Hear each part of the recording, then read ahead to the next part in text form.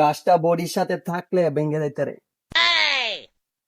ওই কাশি আলম, তোর শরীর যদি রক্ত থাকে তুই বাইরে বাইরে আয়, আমি গাছের লগে ডেলাইন দেখা রয়ে আছি।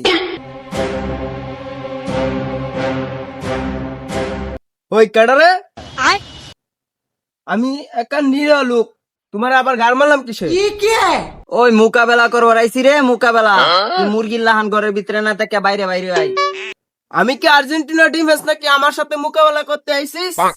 এই রে, আজকে মনে হয় জানের ক্ষতি হবে। দি সবকিছু ঠিকঠাক আছে নাকি?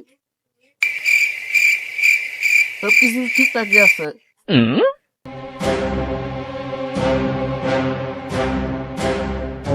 এই শালা, তোর গায়ে বলে অনেক জোর হয়েছে, তুই বলে লাত্তি মাইরা দিনকে বট গাছ হালাই দিছস। আব্বা কইছে গাছটা কাটতে আনবার লাগিয়া, উড়ালটা কাটন গেছে না, এটা আমি লাত্তি মাইরা হালাই দিছি। এই জন্য আব্বা আমার বাহাবা দিচ্ছে।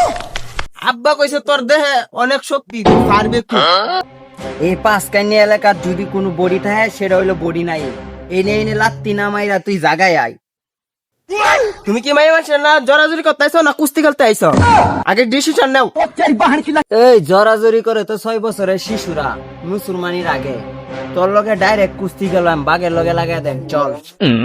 लेकिन ये साला कर क्या रहे हैं आप? সারা জীবন শুনলাম বাঘ আর সিংহ যুদ্ধ হয়, তাহলে তো আমি মানুষ, বাঘ কেডা? তুই তো মানুষ, সেটা না হয় বুঝলাম, আমি তো বাঘ, আমার সাথে লড়াই আয়। বাঘ তো বুঝলাম, জানোয়ার তো তুই।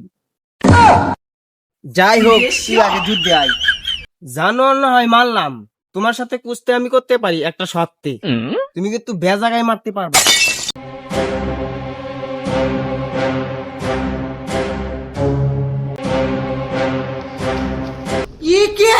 पुष्पा पुष्पराज